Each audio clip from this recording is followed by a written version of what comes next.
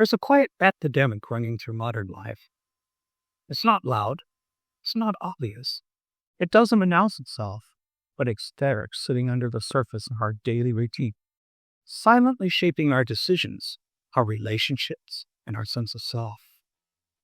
It's the borrowed life. Most people are living one, often without even knowing it.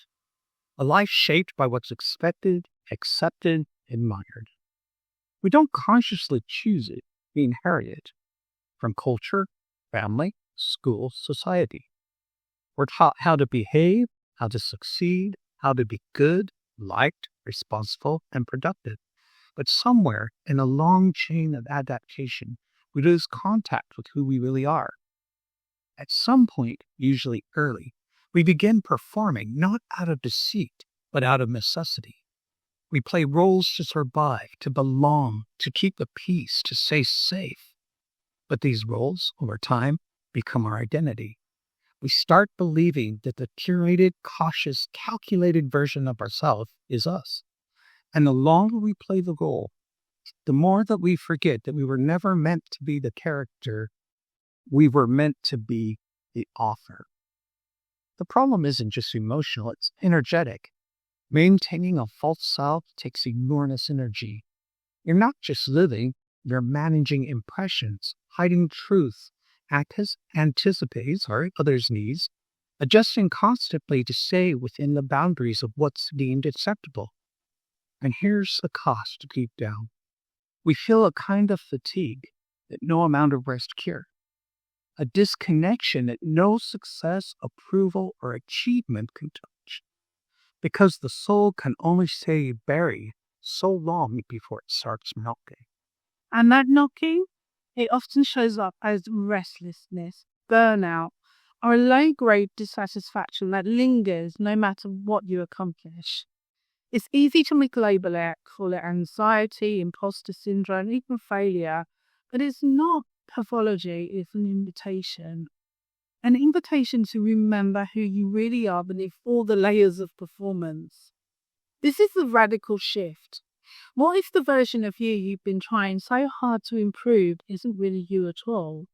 What if the one you've been perfecting is a composite crafted out of social norms, family dynamics, and outdated survival strategies?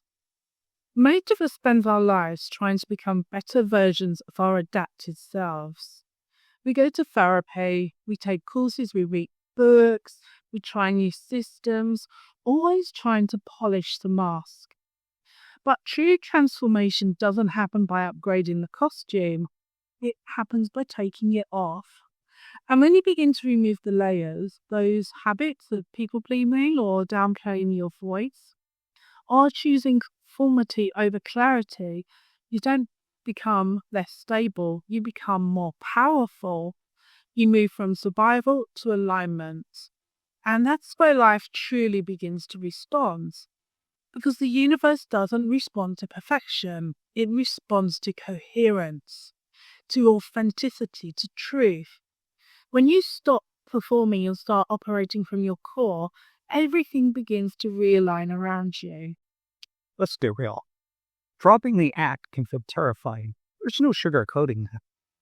When you spent years, sometimes decades, building a persona that kept you safe, the idea of stepping out of it feels like an emotional freefall. But it's not chaos, it's clarity.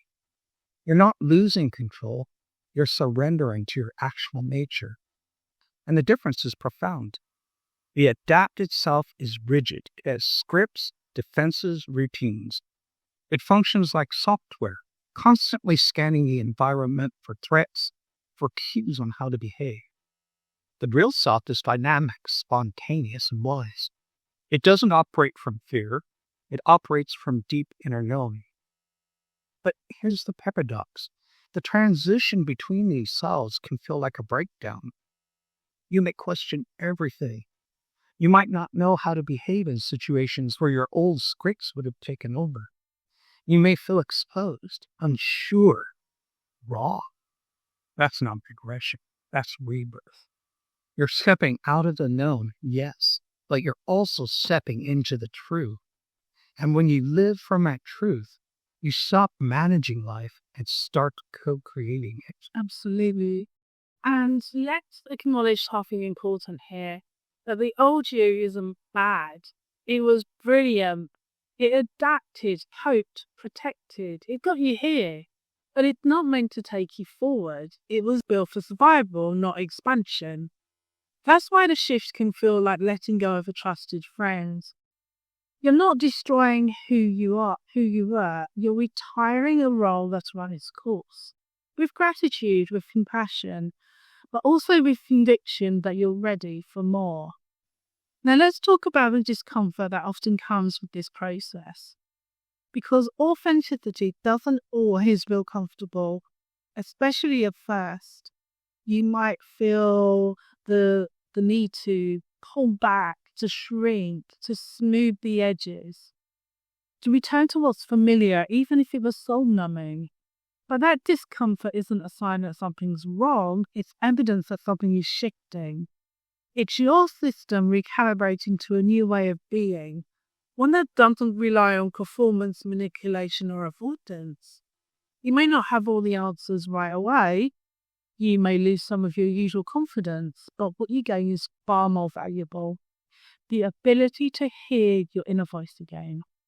The ability to feel aligned, even when things are uncertain. And most of all, the ability to trust yourself, not just act the part. Let me emphasize this. Reality responds differently when you stop resisting your own nature. Have you ever noticed how hard life feels when you're pretending? How effortful it is to get noticed, get approval, feel worthy? It's because you're transmitting a mixed signal. You're saying one thing, but feeling another. You're presenting one image while hiding another truth. That misalignment creates friction, not just emotionally, but energetically. And that friction shows up in your relationships, your work, your health. When you stop resisting who you are, when you stop trying to be palatable, appropriate, or optimize, all that friction dissolves. You stop swimming upstream. You move with the current of who you really are, and life flows differently. The moment you choose alignment over approval, everything changes. You don't have to convince people. You don't have to prove anything. You just have to be. And people can feel that. They may not know why, but they're drawn to it because authenticity carries a resonance that's unmistakable. And let's go one step deeper. When you reclaim your authenticity, you don't just improve your life, you change the lens through which you see the world. It also sees through the eyes of fear. What if I'm not enough? What if they don't like me? What if I fail? The authentic self sees through the lens of possibility. What's true for me? And what feels right? What's calling me forward? The change in orientation is seismic. You stop living in reaction and you begin living in creation. You move from seeking permission to owning your presence. You stop trying to fix what you think is broken and start expressing what's already whole. And here's the best part. The moment you fully inhabit your real self, life becomes simpler. Not easier, but clearer. The noise fades. The second guessing fades. You begin to trust your own rhythm. You begin to feel in your bones that you belong here exactly as you are. Not because you've earned it, not because you finally measured up, but because you always did. So what do you do from here? You start noticing.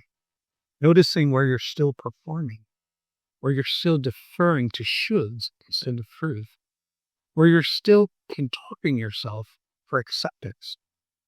Not the judgment, but the compassion. And then you choose differently, moment by moment. You say no to the things that dishonor your energy.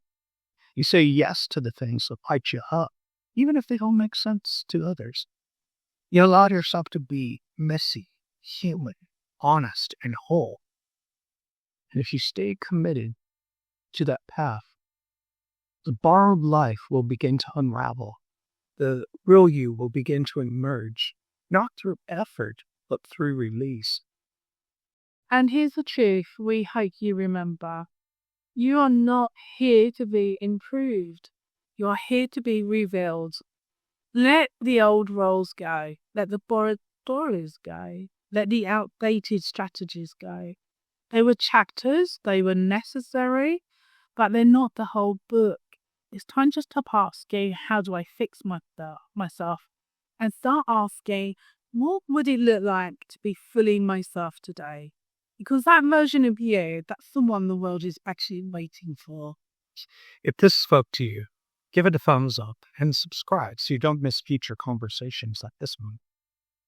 And if you want to be the first to know when new videos drop, go ahead and hit the notification bell. And make sure you never miss a moment. Content designed to keep you aligned, inspired, and human and real. We love to hear from you. What landed? What stirred something in you? Drop a comment below and share your experience. And if you know someone who's ready to stop performing and start living more authentically, pass this video along. Thanks for being with us. Until next time, think differently, dream boldly, and create consciously.